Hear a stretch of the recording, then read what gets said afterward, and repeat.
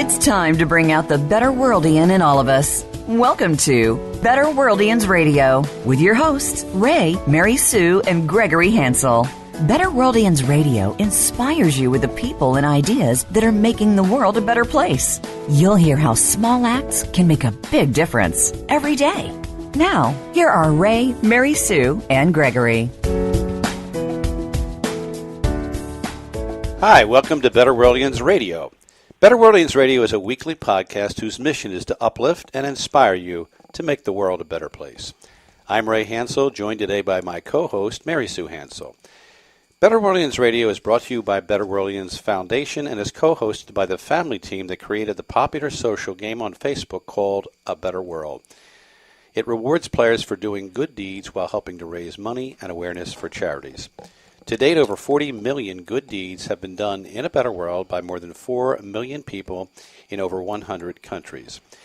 This week on BetterWorldians Radio, we welcome Sara Deren, founder and executive director of Experience Camps, a non-profit camp for boys and girls that offers support and joy to kids whose loved ones have died.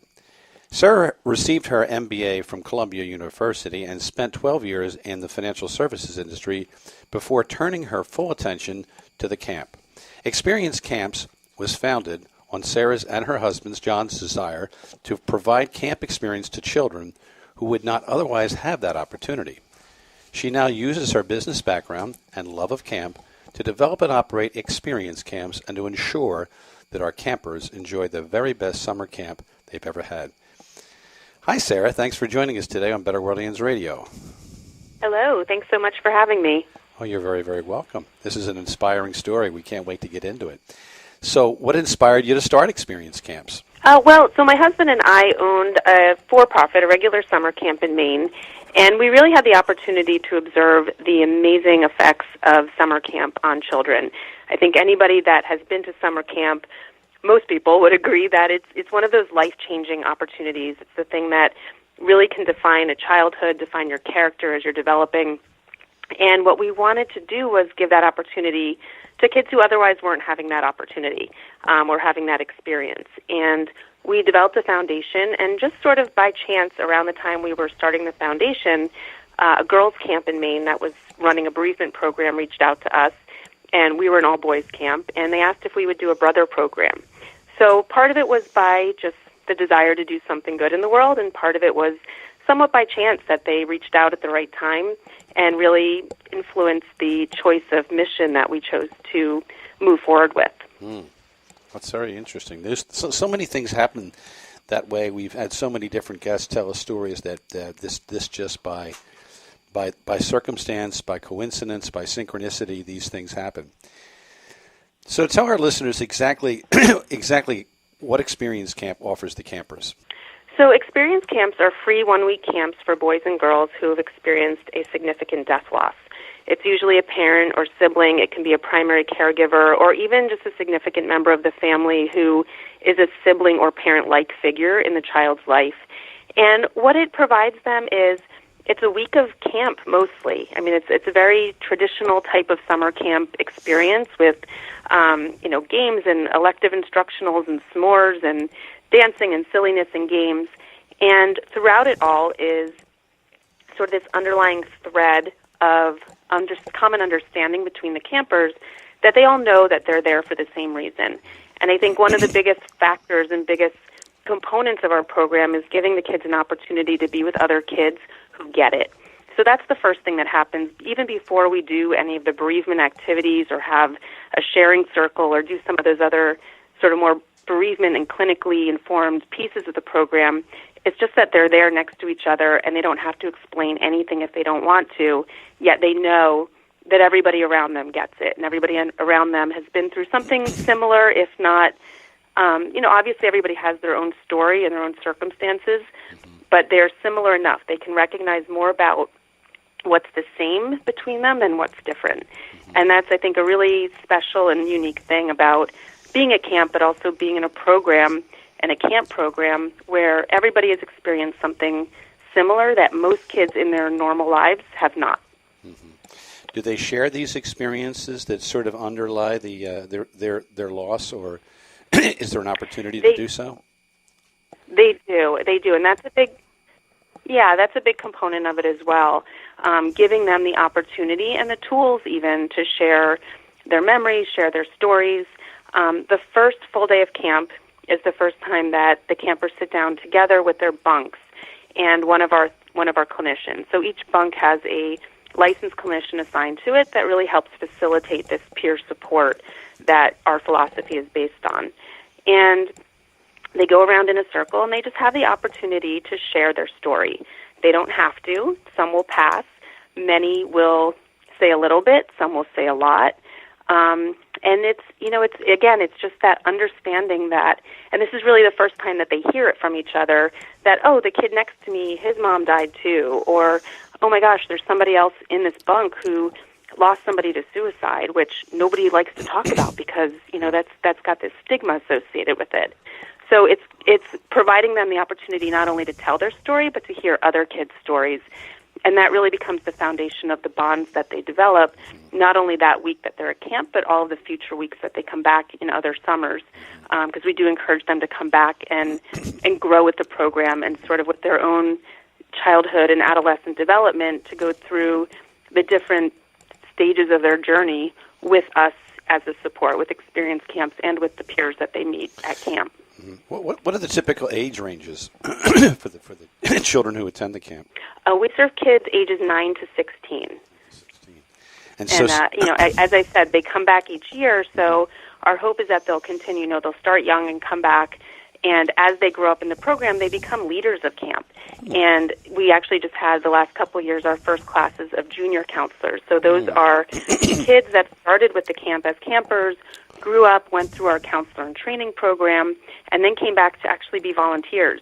So now we're seeing the culture of the program developed by the campers themselves, and they're coming back to give back to other kids who have been in similar circumstances or going through similar things that they can relate to in a way that a lot of other people can't. So that's been a really special aspect of the program as we've grown, because we have the opportunity to really bring the campers into a new phase of their journey by giving back as counselors as well. Can you share with us some of the unique challenges that these young people have who have lost someone close to them? Oh, it's numerous. It depends on the kid, of course. I would say one of them, as I mentioned earlier, is just feeling alone and feeling like people don't understand what they're going through. I think that's the most common thing that we hear from kids, whether it be that they don't know any other kids at home who have lost a parent or sibling, or that they don't know how to talk to their own parent, surviving parent, about it, or they don't want to burden their family members with their own grief because they are also grieving. So I think the emotional piece of it obviously is a big part of their challenges, and then there's also different situations where there's multiple losses, whether that be multiple losses of people or even multiple losses of a parent or a caregiver dies and the family has to move to a new house, or mom has to go back to work, so that primary caregiver changes the dynamic of the family, and they have to make new friends or different things like that. So I think there's a lot of challenges on that side as well.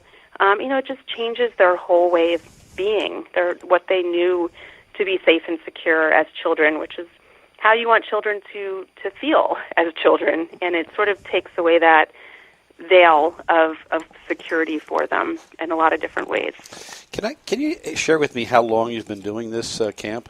Sure. We started in 2009 at the camp I mentioned in Maine. We had 27 campers the first year and 30 very enthusiastic volunteers, so we had a pretty high ratio.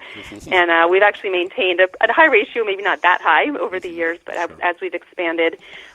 We opened a program in California in 2015, followed by New York, and this coming summer we're going to be opening a fourth location in Georgia. So, each one has been around for varying numbers of years, but Maine has been our longest-running program because we started there.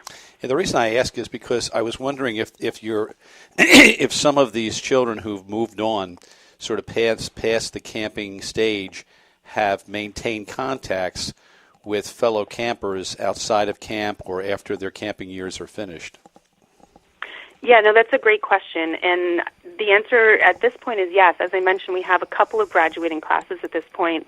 The first class, I believe, of that 27 that I mentioned from 2009, I believe 18 of them came back as junior counselors. So a pretty great, over those 7 years, it was a pretty great return ratio, and they have stayed involved, and they have stayed very connected to each other. And you can really see that when they come back to camp each summer. Even though they might not talk all year long, particularly the boys who don't necessarily stay in touch and aren't going to be have as much communication throughout the year, they get back to camp and it's like they saw each other yesterday. They refer to each other as brothers and sisters and family, and it's a different kind of relationship in many cases than just what they have with their best friends at home. There's a deeper bond there that connects them in a way that is unlike what any of them experience anywhere else. Yeah, we've had that happen in some of the other charities that we've worked with, particularly a group that sponsors high school programs with work study, where the actual children are involved in work study outside of a corporation or a company, and then the work study supervisor maintains a relationship well beyond not only their high school years, but even beyond their college years. There's just a relationship that mentors, that mentoring relationship, and I would suppose that this has some of the same aspects to it, the qualities of having that deep experience there, carry on. I wouldn't be surprised if this carries on for them even after they've, long beyond their teenage years, to people that form relationships or at least stay in touch. And that support group could be invaluable. Yeah, and that's our hope, and that's why, we really have developed a pretty significant leadership program because of that, because we recognize that there's a lot we can do for them as they're developing, as they go from being, let's say, a 9-year-old camper to a 12-year-old camper to a 16-year-old camper. But then after that point, there's a lot of really monumental milestones that begin to happen in their lives, which are made even more relevant by potentially the absence of somebody that would normally be pretty pivotal in those decisions and milestones. Right, exactly. So we do want to make sure that they are supported throughout all of those, whether it's leaving high school, going to college, or any other type of program, and then carrying into their young adulthood, where there's, you really want to have positive influences at that point in their lives, because so many good or bad decisions can happen at that point when you're not supported or when you are supported properly. So they develop great relationships, especially as they get older and fall more into that mentorship role with some of our volunteers who are who are there to support them at camp. But then as they get older and we can have more of a year-round relationship with them, past the age of 18, and they can have more of a friendship and mentorship relationship, they become really important. The volunteers become very important in their lives and in some of those decisions. And it also, like you said, establishes that connection not only to the volunteers but to each other, because they really become to rely on that support, and they've, by that point, come to really associate the support of their peers and volunteers at experience camps with the hard times and the good times. So they look to us in those moments, which is a really nice thing, and I'm glad that we're able to be there for them when they need that and when they just, are just going through their regular life stuff. Well, we're glad that you're there for them as well. This is a wonderful work that you're doing, and we'll talk more in a few minutes with you about that experience. But right now, I'd like to just take a very brief break and tell our listeners a bit about our game on Facebook called A Better World. A Better World encourages habits of goodness, positive mindsets, and giving to social causes to make a positive difference in the world. Our players actually do things like express gratitude, share random acts of kindness, and send get-well notes to real-world sick children, and so many more. Each month, the Better World partners with a different nonprofit to help raise money and awareness for its cause. This month, we're happy to partner with Nurturing Minds in Africa. When our players complete 150,000 good deeds in the game, which I'm sure they will, we will release funds to provide quality education for over 200 vulnerable girls in Tanzania. You can find out more at betterworld.com. And now, let me return now to our show and our co-host, Mary Sue Hansel. Now we'd like to welcome Todd Crawford to BetterWorldians Radio. Todd's sons, Davis and Evan, attended experience camps after the loss of their mother, Lisa. Todd, welcome to BetterWorldians Radio. Hi, thank you, and glad to be here. Glad to have you. Now, how did your kids become involved with experience camps? In March of 2015, my wife, Lisa Colagrassi, who was a very well-known television journalist for ABC News, died on assignment from a ruptured brain aneurysm. Sorry. Very unexpectedly. And in the weeks and months that followed, we had a number of people from all over the country and world reach out to us, and one of those people was a fellow colleague of Lisa's at ABC News from Good Morning America, who had a connection to Sara and experience camps and made the introduction. And I looked at it, did some research, met with Sara over a cup of coffee to just better understand what the experience camps was and how it would benefit the boys, and the rest is kind of history, as they say. Now, how do the boys like their experience there? Well, I think the boys love it. I know they love it because what experience camps offers them is a 1 week escape from reality. Oh, okay. From all the the trauma and the grief and the heartbreak from the tragedy of losing their mom. Experience camps, is the 1 week out of the year where all these children from across the country kind of come together and descend upon Maine because of circumstances, either the loss of one parent or both parents in some cases, or a sibling, and the boys can relate to that. So it's the 1 week out of the year that they can escape from reality, and they come home and they just say, I had the most awesome time. It was the best week of my life. Well, that must make you feel really good. Now, Todd, what was it like for you as a father to have your children be able to take advantage of this great opportunity? Well, it was a big relief because, again, as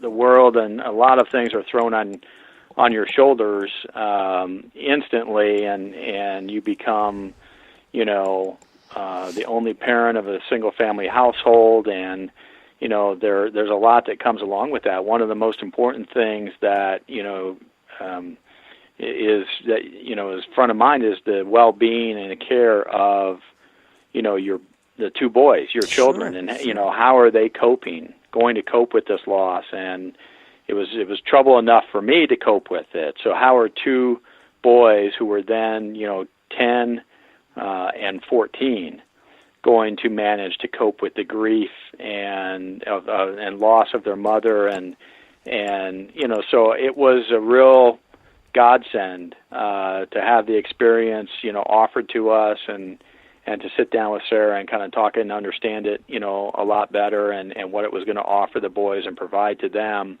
so it was extremely helpful, and is a very, very special experience that I would recommend to anybody. Fabulous. I also wanted to briefly mention that you've started a nonprofit in your wife's memory. Can you tell our listeners a bit about that? Sure. So the organization is the Lisa Colagrassi Foundation for Brain Aneurysms. It was started a few months after Lisa's passing in March of 2015, and we are quickly emerging as the most trusted source and leader in the fight against brain aneurysms. One of our top priorities and focus is to generate awareness and education among the general public for what are brain aneurysms, what are some of the signs and symptoms, that you may experience if you have a brain aneurysm, and some of the risk factors, which has never been done before.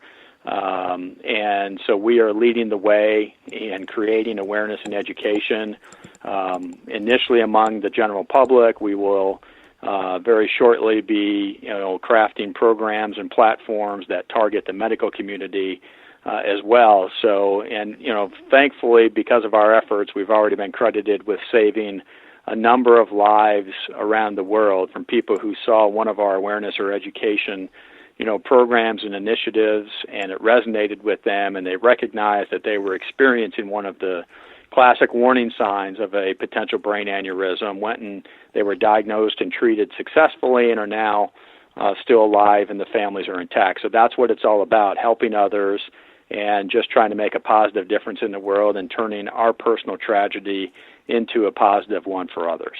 And can you tell our listeners how they can find out about the website if they wanted to? Sure.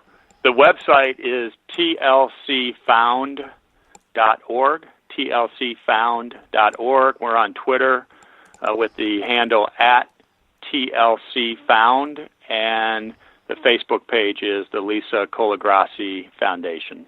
Well, thank you. I wanted to ask you one last question. Why would you encourage our listeners to support the experience camps? I mean, by donating and volunteering. Why do you think it's so important? Well, it's an experience, first of all, that I think, first and foremost, that the children, it's all about children and for children, and that children who go through something very traumatic, that they experience a great loss in their lives that they need. And again, something that they can, helps them escape for 1 week. There are activities at the camp that Sara and her group do that to help the children cope with the loss and address the grief that they're experiencing firsthand. And then it's a program that, through people who donate it is totally funded by private donations from others around the country. So the children who attend free of charge, which is really, something that, families who, may be in a difficult financial experience, they don't need to worry about that. So they've got enough to worry about with the loss of a spouse or a loved one that they're already dealing with. They don't need to worry about how am I going to send my child to experience camps. And, I can assure you that the children are in the most capable and the best hands that they could be in, when, with Sara and her staff that 1 week. And it takes a lot off the shoulders of me as a parent and others as well. So it is an absolute terrific experience, and I highly recommend it. I'd like to welcome back Sara. Now, Sara, what do you hope campers come away with after their experience there at the camp? I think our biggest goal is to make them know that they're not alone and that what they're feeling is normal. I think that's one of the biggest concepts that we really try to emphasize at camp is that the kids come and they're uncertain of the feelings they're even having, let alone whether they're okay to have them, because they don't know other kids that are experiencing something like they are. So whether they feel happy or happy and sad at the same time, or all these various emotions that can come up in grief, in bereavement, just in life, we want them to know that it's okay and that it's normal. And by normalizing what they're feeling, it takes away the isolation that they feel, which can lead to some really negative things in life when you feel that way for a long time. So we just want them to know that they're supported, that they're loved, and that what they're feeling is okay, and that they can express that, and they have a place to share it and feel safe in doing so. What kind of feedback do you get from campers? Now, we just talked to Todd Crawford about his sons, Davis and Evan. Can you recall the kind of feedback that you got when they attended the camp? Sure. I mean, overall, we hear a lot of best week of the year, which is a really nice thing to hear. It's actually some kind of a mantra that we've taken on, because it really is for all of us. I mean, for the volunteers, for the campers, for everyone involved, it's something we all look forward to throughout the year. And I think that's a really strong message and really sums up a lot of the individual feedback comments we get. But a lot of kids will tell us it's where they are feeling their best and their most open. It's where they can connect maybe to the person who died in a way that they're not able to as clearly when they're home and when they're in their school routine and their year-round routine and their family routine. The campers tell us that, like I said, they feel less alone. They feel supported. They feel this brotherhood and sisterhood with the friends that they make there. And then the other part that's really nice is we hear a lot of feedback from the parents and caregivers once the campers get back. And they tell us, my shy and tentative child who I was so worried about came back and said, I can't wait to go back. Or, he's standing a little bit taller, or she's talking about her dad and she never has before. So all of those kind of combined sort of sound bites of information are telling us that it's working, and that's really what we want the kids to come away with, is that feeling of I can't wait to go back, because it's telling us that it's something that they feel good about and they feel safe there, and it's doing something positive for them. Well, that sounds so good, Sarah. How can people get involved with experience camps? Well, the first thing to do is go to our website, which is experience.camp. And on there you'll see whether it's somebody who wants to apply as being a camper. There's an application right online. The other way to get involved is as a volunteer, which we always welcome the do-gooders of the world who care about children, and whether they've experienced their own losses as a child, as an adult, or not. It's people who want to come and make a difference in a child's life. And part of being a volunteer is really just being a counselor, being there for the kids in a way that gives them all of their attention for a whole week. And whether you're a grieving child or not, that's something that's fairly rare in your normal life, where you just have all of somebody's attention. You're getting so much of just playtime and positive attention, and it's just a really rewarding thing for, obviously, the campers, but also for the volunteers who really take so much pride in the experience that they have and that they're able to provide for the campers. So that's definitely the thing I would recommend for anybody that's interested in this area of work, or just doing something amazing with a week of vacation that they have. It will give you as much as you give it, if not more. That sounds like a really worthwhile thing to do. Now, how about for campers? How could they apply, or parents apply for the children that may want to go to the camp? All they need to do is go onto the website, experience.camp, and there's an Apply for Camp button right on the homepage. And it's a quick application, and then one of our clinicians would reach out and schedule some time to chat, and we take it from there. It's a pretty simple process. Again, as long as they meet the criteria of the age range and having experienced a significant loss, it's a pretty simple process. Okay. Now, here's my last question for you today, Sarah. How do you hope Experience Camps is helping to make the world a better place? Well, I think whether it's about grief or anything else, my hope is that this camp and others like it are teaching kids and are teaching adults that there's something we can find in each other always that's more similar than different. In our case, it's that everybody there has experienced a significant loss. And that brings them together, and that creates these really deep bonds, and it carries through into other things they do, and they get so much value out of paying that forward and giving back and giving the support that they've received to the next camper who comes in and needs that kind of support.